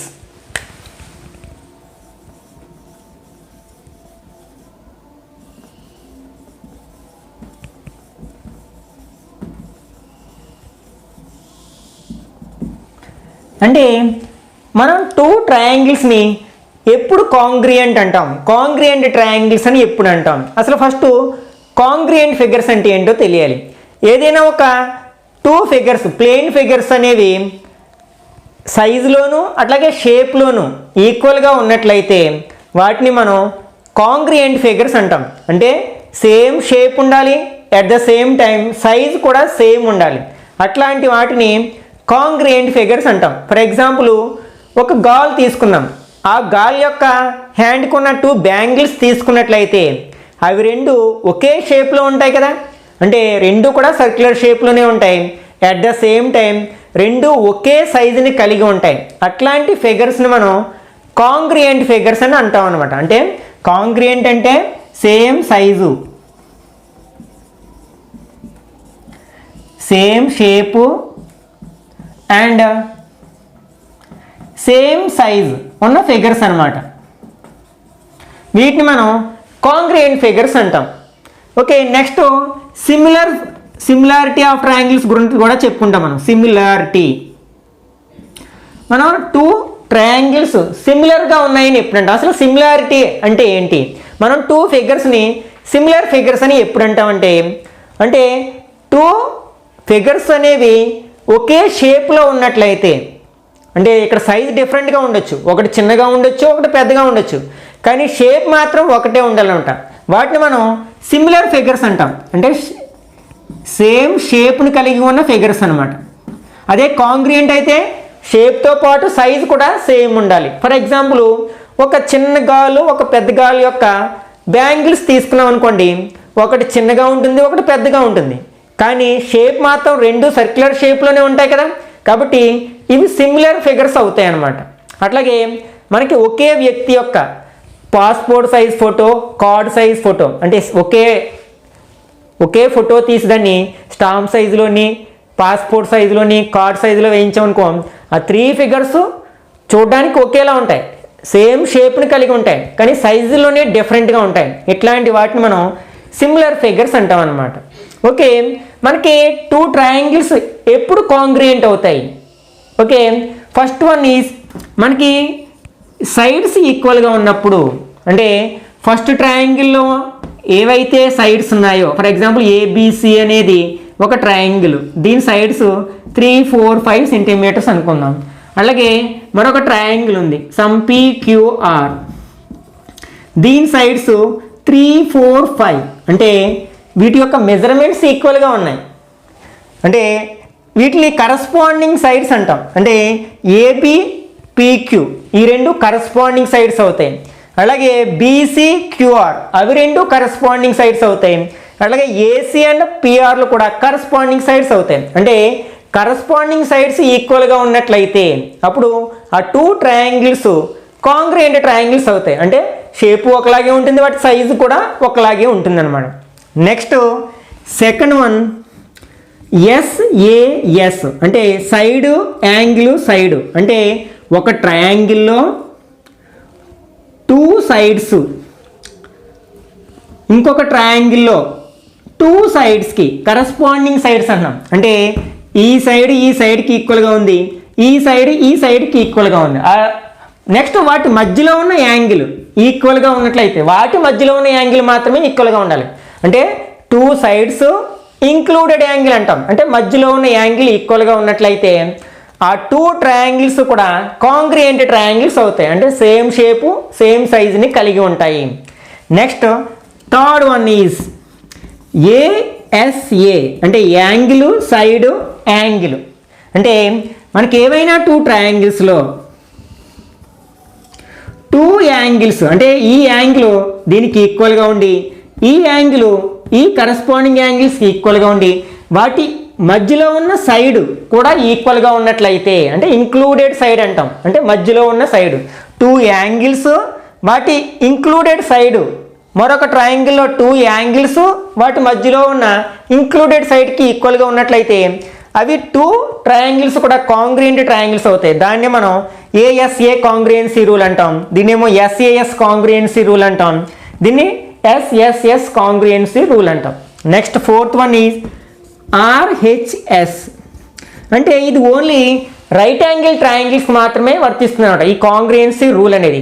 ఏవైనా 2 రైట్ యాంగిల్ ట్రయాంగిల్స్లో, రైట్ యాంగిల్ ట్రయాంగిల్స్ అంటే తెలుసు కదా, ఏదైనా ఒక యాంగిల్ 90 డిగ్రీస్ ఉంటే దాన్ని రైట్ యాంగిల్ ట్రయాంగిల్ అంటాం. అట్లాంటి 2 రైట్ ట్రయాంగిల్స్ని తీసుకున్నాం అంటే ఆల్రెడీ ఒక యాంగిల్ ఈక్వల్గానే ఉంది ఇక్కడ. R అంటే రైట్ యాంగిల్. నెక్స్ట్ H అంటే హైపోటెన్యూస్. ఈ హైపోటెన్యూస్ అనే పదాన్ని మనం ఓన్లీ రైట్ యాంగిల్స్ ట్రయాంగిల్స్కి మాత్రమే అప్లై చేస్తూ ఉంటాం అనమాట. అసలు ఏ సైడ్ని మనం హైపోటెన్యూస్ అనాలి అంటే రైట్ యాంగిల్కి ఆపోజిట్గా ఉన్న సైడ్ని హైపోటెన్యూస్ అంటాం. అంటే ఇది ఇక్కడ హైపోటెన్యూస్, ఈ రైట్ యాంగిల్కి ఆపోజిట్గా ఉన్న సైడ్ ఇది కదా, ఈ హైపోటెన్యూస్లు ఈక్వల్గా ఉండాలి.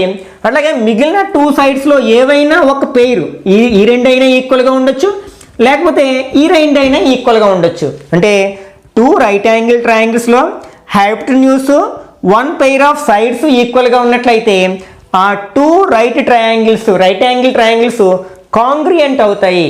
అంటే రెండు సేమ్ షేప్లో ఉంటాయి, at the same time same సైజుని కలిగి ఉంటాయి అన్నమాట. ఓకే, నెక్స్ట్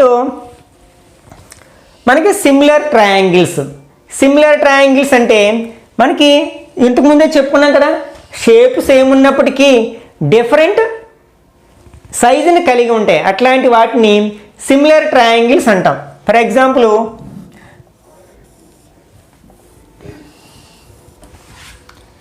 వీటిలో యాంగిల్స్ అంటే ఈ యాంగిల్కి అట్లాగే ఈ యాంగిల్కి ఈ కరస్పాండింగ్ యాంగిల్స్ అంటారు కదా ఈక్వల్గా ఉన్నట్లయితే అవి రెండు సిమిలర్ ట్రయాంగిల్స్ అవుతాయి.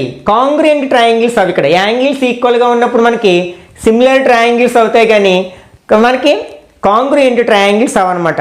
ఏవైనా టూ ట్రయాంగిల్స్లో కరస్పాండింగ్ యాంగిల్స్ ఈక్వల్గా ఉన్నప్పుడు అవి మనకి సిమిలర్ ట్రయాంగిల్స్ అవుతాయి. మనకి సిమిలర్ ట్రయాంగిల్స్లో కరస్పాండింగ్ సైడ్స్ ప్రపోర్షనల్గా ఉంటాయి. ప్రపోర్షనల్గా ఉండడం అంటే వాటి యొక్క రేషియో ఈక్వల్గా ఉంటుందన్నమాట. ఫర్ ఎగ్జాంపుల్ ఇక్కడ 2 సెంటీమీటర్స్ 3 సెంటీమీటర్స్ 4 సెంటీమీటర్స్ అనుకున్నాం వీటి సైడ్స్ని.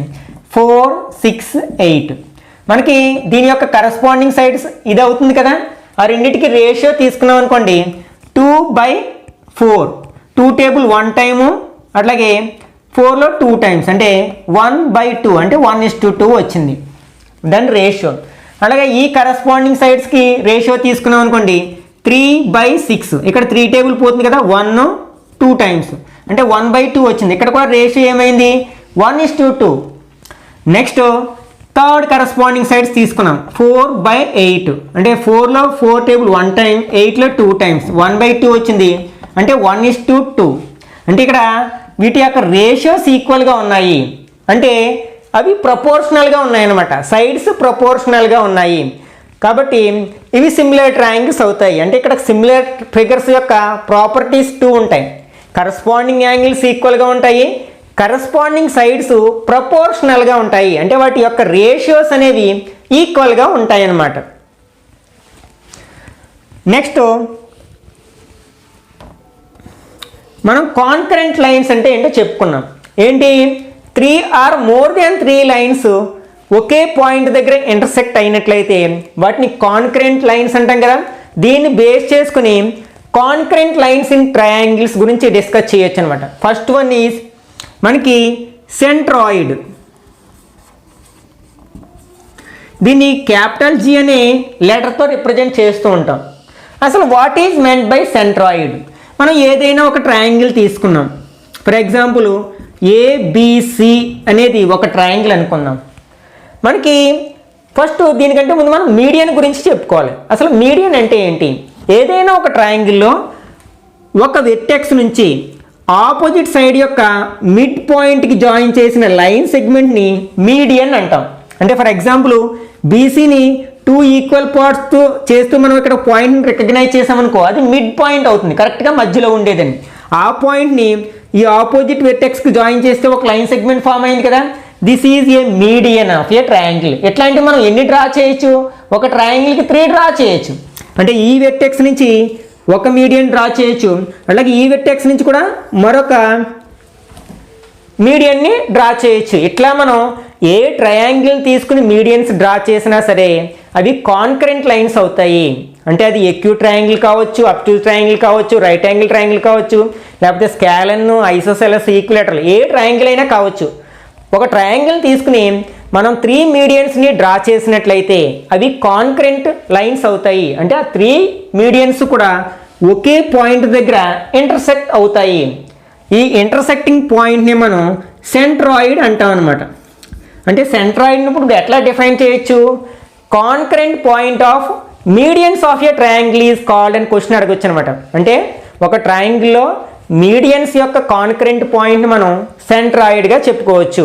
ఓకే, ఈ సెంట్రాయిడ్ని G అనే లెటర్తో రిప్రజెంట్ చేస్తాం. అంటే నెక్స్ట్ ఇంకొక ఇంపార్టెంట్ కాన్సెప్ట్ ఏంటంటే ఇక్కడ ఈ సెంట్రాయిడ్ అనేది మీడియన్ని, ఫర్ ఎగ్జాంపుల్ AD అనేది మీడియన్ కదా ఒకటి, ఈ ప్రతి మీడియన్ని కూడా 2:1 రేషియోలో డివైడ్ చేస్తుంది. ఇది కూడా ఇంపార్టెంట్ బిట్. అంటే centroid divides each median in 2:1 ratio. దీన్ని అప్లైగా చేసి ఎట్లాంటి క్వశ్చన్స్ అడగచ్చు? అప్లికేషన్ లెవెల్లో క్వశ్చన్స్ అడగచ్చు. ఫర్ ఎగ్జాంపుల్ ఇలా అడగచ్చు అనమాట. In triangle ABC AD is a median and G is centroid. If AG equal to 4 centimetres then AD equal to ఎంత అంటే AG ఇచ్చాడు, మనకి AD అడిగాడు. నెక్స్ట్ ఏడి అనేది ఏంటి, మీడియన్. దీన్ని ఈ కాన్సెప్ట్ తెలిస్తే మనం ఈజీగా ఆన్సర్ చేయొచ్చు అనమాట. మనకి సెంట్రాయిడ్ జీ అనేది ఏం చేస్తుంది, మీడియన్ని 2:1 రేషియోలో డివైడ్ చేస్తుంది. ఇక్కడ ఏజీ అంటే ఇక్కడి నుంచి ఈ ఏ నుంచి జీ వరకు ఉన్న డిస్టెన్స్ 4 సెంటీమీటర్స్ అయితే మనకి మొత్తం లెంత్ కావాలి, ఏడి యొక్క లెంత్ కావాలి. అంటే మనకి ఈ జీడి యొక్క లెంత్ కావాలి ఫస్ట్. మనకి ఇది 2:1 రేషియోలో, అంటే దీనిలో సగం ఉంటుంది, 2లో 1/2 కదా. అంటే ఈ జీ నుంచి డి వరకు ఉన్న డిస్టెన్స్ ఎంత అవుతుంది, 2 అవుతుంది. 2:1 కదా, ఇంకా 4కి 2కి రేషియోలో డివైడ్ చేసినట్లయితే 2:1 వస్తుంది కదా. ఇప్పుడు మొత్తం లెంత్ అవుతుంది 4 + 2 6, అంటే మన ఆన్సర్ 6 సెంటీమీటర్స్ అవుతుంది అనమాట. ఇట్లాంటి క్వశ్చన్స్ అడగడానికి అవకాశం ఉంటుంది. Next second one is ortho centre.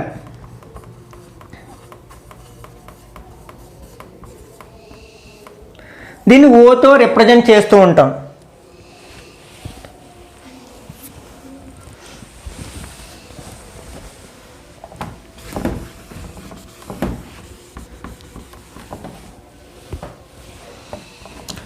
Second one is ortho centre.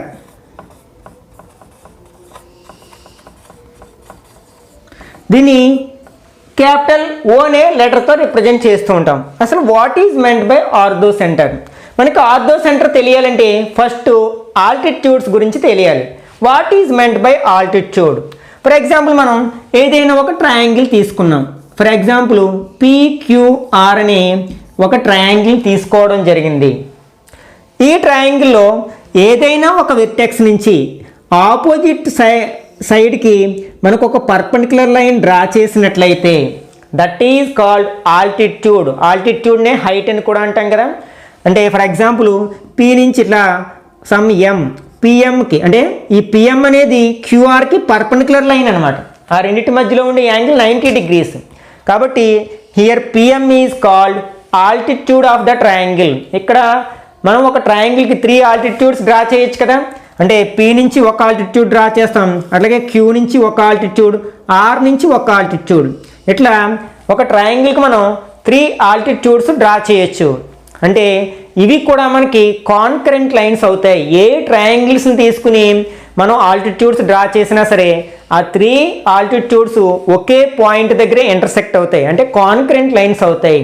Okay, that point is called orthocentre. అంటే ఇక్కడ మనం what is meant by orthocentre అంటే ఏం చెప్పొచ్చు అనమాట, concurrent point of altitudes of a triangle. అంటే ఆల్టిట్యూడ్స్ యొక్క కాన్కరెంట్ పాయింట్ని, ఇంటర్సెక్టింగ్ పాయింట్ని మనం ఆర్థో సెంటర్గా చెప్పొచ్చు అనమాట.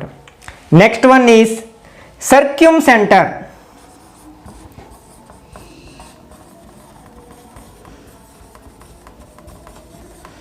Okay, what is meant by circumcentre? మనకి ఏదైనా ఒక ట్రయాంగిల్లో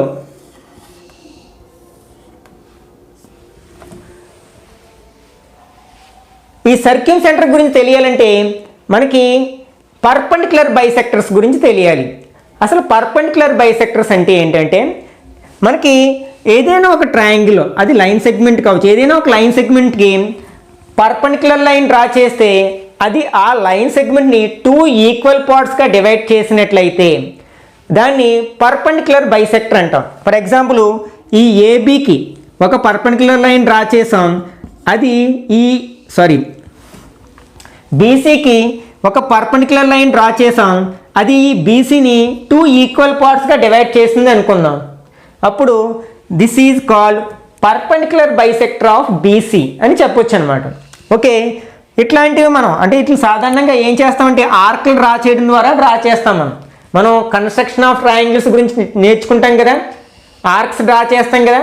అంటే మనకి బీసీకి సగం కంటే ఎక్కువ లెంత్ ఉన్న ఆర్క్స్ని పైన ఒకటి కింద ఒకటి డ్రా చేస్తాం. సేమ్ రేడియస్తో సి నుంచి మనం ఇట్లా ఆర్క్స్ డ్రా చేస్తాం.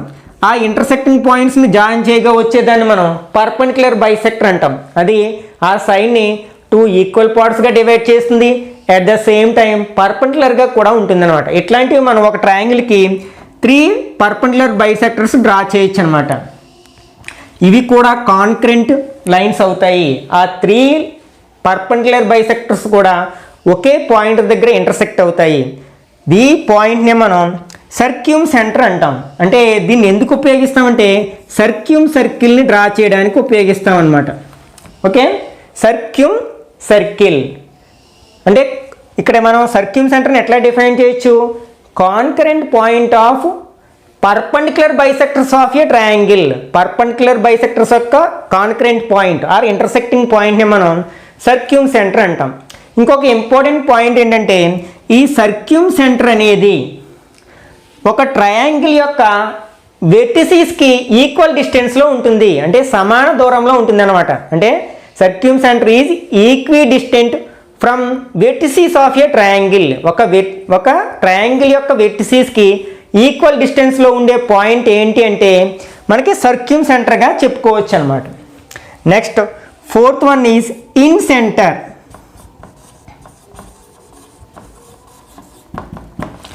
ఓకే, ఏదైనా ఒక ట్రయాంగిల్లో ఫర్ ఎగ్జాంపుల్ ఏదో ట్రయాంగిల్ XYZ తీసుకున్నాను. ఇందులో యాంగులర్ బైసెక్టర్స్ అంటే ఏంటి? ఫర్ ఎగ్జాంపుల్ మనకి ఇక్కడ X దగ్గర ఒక యాంగిల్ ఉంటుంది కదా. ఫర్ ఎగ్జాంపుల్ 60 degrees యాంగిల్ ఉందనుకుందాం. ఇక్కడ ఈ యాంగిల్ని 2 ఈక్వల్ పార్ట్స్ చేస్తూ డ్రా చేసిన మనం లైన్నే యాంగులర్ బైసెక్టర్. యాంగులర్ బైసెక్ట్ అంటే సమభాగాలుగా విభజించేది. అంటే ఇక్కడ ఇది 30 కింద ఈక్వల్ చేస్తూ డివైడ్ చేస్తూ ఒక లైన్ డ్రా చేస్తాం అనమాట. That is called angular bisector అంటాం. ఇట్లాంటివి మనం 3 డ్రా చేయొచ్చు కదా. ఇక్కడి నుంచి ఒకటి డ్రా చేయొచ్చు, అలాగే ఇక్కడి నుంచి కూడా మనం ఒకటి డ్రా చేయొచ్చు. ఇవి కూడా మనకి కాన్కరెంట్ లైన్స్ అవుతాయి, అంటే ఒకే పాయింట్ దగ్గర ఇంటర్సెక్ట్ అవుతాయి. This point is called in centre. ఎందుకంటే దీన్ని ఇన్ సర్కిల్ డ్రా చేయడానికి ఉపయోగిస్తాం అనమాట.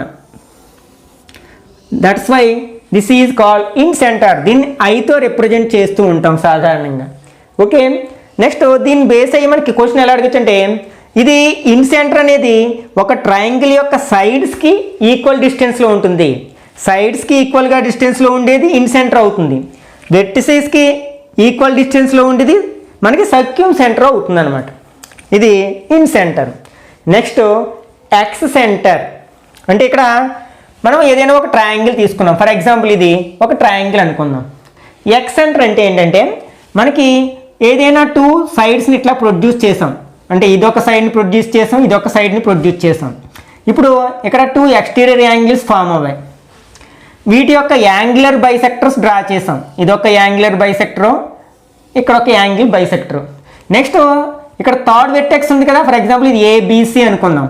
ఇక్కడ B దగ్గర C దగ్గర ఎక్స్టీరియర్ యాంగిల్స్ డ్రా చేసి వాటి యొక్క యాంగులర్ బైసెక్టర్స్ డ్రా చేసాం. నెక్స్ట్ ఇది ఇంటీరియర్ యాంగిల్, దీని యొక్క యాంగులర్ బైసెక్టర్ డ్రా చేసాం. ఈ 3 కూడా మళ్ళీ కాన్కరెంట్ లైన్స్ అవుతాయి, ఒకే పాయింట్ దగ్గర ఇంటర్సెక్ట్ అవుతాయి. అంటే 2 ఎక్స్టీరియర్ యాంగిల్స్ 1 ఇంటీరియర్ యాంగిల్ తీసుకుని వాటికి యాంగులర్ బైసెక్టర్స్ డ్రా చేస్తే అవి 3 యాంగులర్ బైసెక్టర్స్ కూడా ఒకే పాయింట్ దగ్గర ఇంటర్సెక్ట్ అవుతాయి. ఓకే, వాటిని కాన్కరెంట్ లైన్స్ అంటాం. ఇది ఎక్స్ సెంటర్ అవుతుంది అనమాట. X centre. దీన్ని ఎక్స్ సర్కిల్ డ్రా చేయడానికి మనం ఉపయోగిస్తాం. ఇట్లా ఎక్స్ సర్కిల్ అంటే ట్రయాంగిల్ యొక్క 3 సైడ్స్ను తాకుతూ డ్రా చేసిన ఎక్స్ సర్కిల్, బయట వైపు గీసిన సర్కిల్. అంటే ఇక్కడ ఈ సైడ్ని తాకుతుంది, ఈ సైడ్ని తాకుతుంది, ఈ సైడ్ని తాకుతుంది. ఇట్లాంటివి మనం ఒక ట్రయాంగిల్కి 3 ఎక్స్ సర్కిల్ డ్రా చేయొచ్చు. ఇది కూడా ఇంపార్టెంట్ బిట్ అనమాట. అంటే మనకి ఇటువైపు ఒక ఎక్స్ సర్కిల్ డ్రా చేయొచ్చు, అట్లాగే ఆ సైడ్ కూడా మనం ఒక ఎక్స్ సర్కిల్ డ్రా చేయొచ్చు. అంటే number of X circle can be drawn to A triangle అంటే ఇక్కడ 3 అవుతుంది ఆన్సర్ అనమాట. అంటే ఒక ట్రయాంగిల్కి ఎన్ని ఎక్స్ సర్కిల్స్ డ్రా చేయొచ్చు అంటే 3 ఎక్స్ సర్కిల్స్ డ్రా చేయొచ్చు. ఈ పాయింట్ని మనం ఎక్స్ సెంటర్ అంటాం అనమాట. అట్లాగే సర్క్యూమ్ సర్కిల్స్ ఎన్ని డ్రా చేయొచ్చు అంటే 1 మాత్రమే డ్రా చేయొచ్చు. అలాగే ఇన్ సర్కిల్స్ ఎన్ని డ్రా చేయొచ్చు అంటే ఓన్లీ 1 మాత్రమే డ్రా చేయొచ్చు అనమాట. ఓకే, ఈ జామెట్రీ అనేది చాలా పెద్ద చాప్టర్ మనకి ఈ ఎన్ఎన్ఎంఎస్ని దృష్టిలో ఉంచుకున్నట్లయితే. కాబట్టి నెక్స్ట్ భాగాన్ని సెకండ్ పార్ట్లో డిస్కస్ చేద్దాం. అట్లాగే సెకండ్ పార్ట్లో కొన్ని ఇంపార్టెంట్ బిట్స్ని, అట్లాగే ప్రీవియస్ ఎన్ఎన్ఎంఎస్ ఎగ్జామ్లోంచి ఈ జామెట్రీ నుంచి అడిగిన బిట్స్ని కూడా డిస్కస్ చేద్దాం. ఈ వీడియో కనుక మీకు నచ్చినట్లయితే లైక్ చేయండి, అట్లాగే మీ ఫ్రెండ్స్కి కూడా షేర్ చేయండి. మొదటిసారిగా ఛానల్ చూస్తున్న వాళ్ళు ఎవరైనా సరే ఛానల్కి సబ్స్క్రైబ్ చేసి మీరు పక్కనే ఉన్న బెల్ ఐకాన్ క్లిక్ చేసినట్లయితే నేను వీడియో పోస్ట్ చేసిన ప్రతిసారి మీకు నోటిఫికేషన్ రూపంలో అందుతుంది. వెంటనే మీరు ఆ వీడియో చూసే అవకాశం ఉంటుందన్నమాట. నెక్స్ట్ వీడియోలో మళ్ళీ కలుసుకుందాం. Till then bye bye now.